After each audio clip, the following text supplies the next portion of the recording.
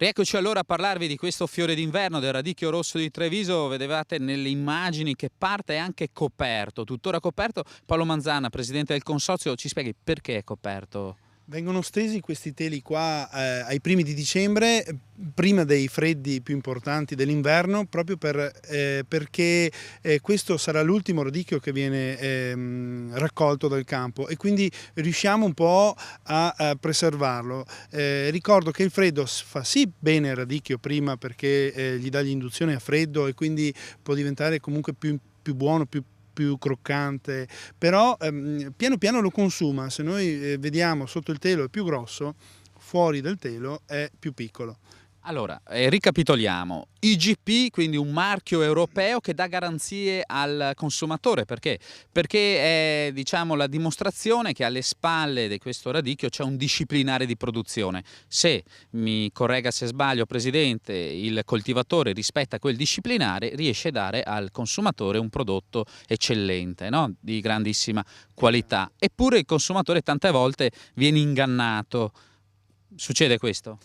Beh, moltissime volte. Noi quest'anno proprio abbiamo attivato con più forza la tutela del nostro marchio. Noi produttori, come dicevi tu ben Luca, seguiamo il disciplinare. Il disciplinare ci indica tutte le varie fasi di lavorazione, ci indica i vari sistemi più appropriati e più naturali possibili. Il radicchio, fra virgolette, tarocco è insidia. Ci insidia perché è alla vista, magari può sembrare uguale, però poi appunto al gusto non è uguale. Sicuramente Da qui la tutela anche di non essere ingannati da quelle diciture tipo rosso trevigiano, rosso di Treviso, o meglio radicchio di Treviso. Insomma, deve esserci il marchio IGP, altrimenti quel radicchio può essere chiamato semplicemente radicchio.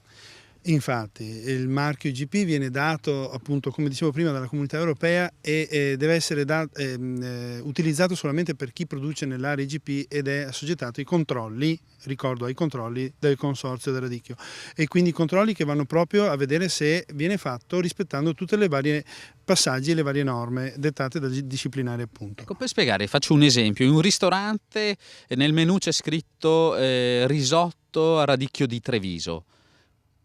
Possono farlo solo se c'è del radicchio IGP, giusto? Esatto, e come possiamo vederlo? Se la tracciabilità con la fatturazione di acquisto è stata rispettata. Da 4.000 euro in su le multe, giusto? Sì, adesso abbiamo appunto detto tolleranza zero su queste cose qua, solamente chi utilizza il nome e ha la fatturazione e la certificazione. Allora Paolo, noi ci fermiamo qui per una piccola pausa. Nella seconda parte però andiamo a trovare quello che può essere un partner del consumatore, un compagno di viaggio anche nella scelta del radicchio, ovvero il fruttivendolo. Andremo da un fruttivendolo a parlare con lui di stagionalità, di qualità e di radicchio rosso di Treviso IGP. A tra poco. Grazie.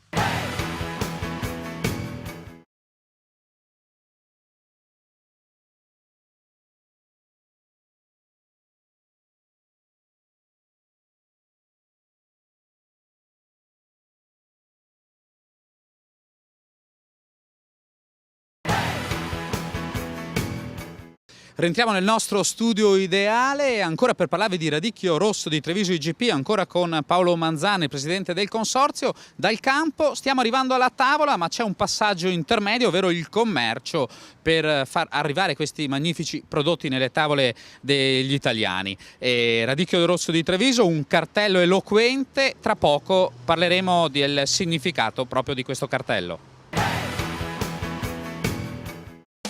Si intitola Vaso Cottura, il libro di ricette di Cristian Mometti, edito dall'associazione culturale Club Magnarben, prima pubblicazione per lo chef del Leeds Risto Bistrò di Conegliano, che ha voluto presentare al pubblico un argomento finora inedito, la vasocottura raccontata in 32 esclusive ricette.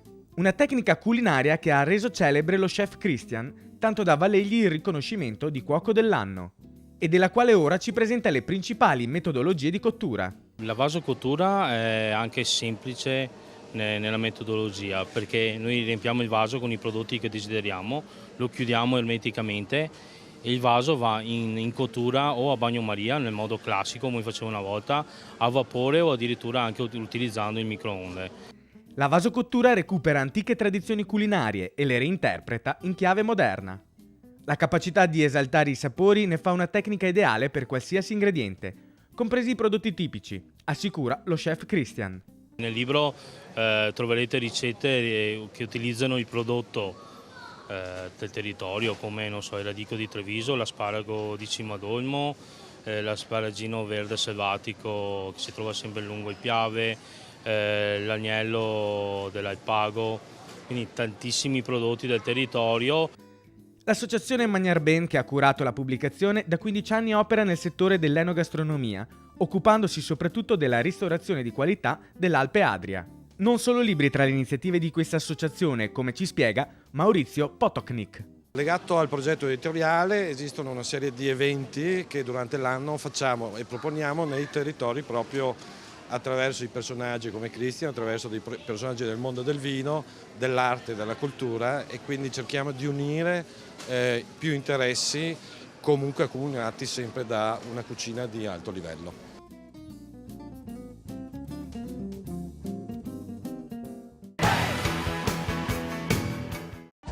Da vitigni antichi, vini nuovi, è questo il titolo del programma di promozione dei vini Thai, Thai Rosso e Lison, ossia le nuove denominazioni del Tokai e del Tokai Rosso. Protagonisti di questo progetto di comunicazione per far conoscere il Thai al grande pubblico sono 3 celebri consorzi di vini DOC della nostra regione, il Piave, il Lison Pramaggiore e i Colli Iberici.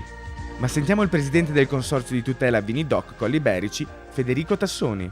Andiamo avanti con questa nuova denominazione e cominciamo soprattutto a farla conoscere al grande pubblico che potrà sicuramente essere estimatore di un nuovo prodotto nella denominazione, ma comunque un prodotto dal contenuto e dai contenuti, perché parliamo di diverse tipologie di Thai, assolutamente legato alla tradizione. Quale miglior cornice per il lancio in grande stile di questa collaborazione se non il ristorante Le Calandre di Rubano?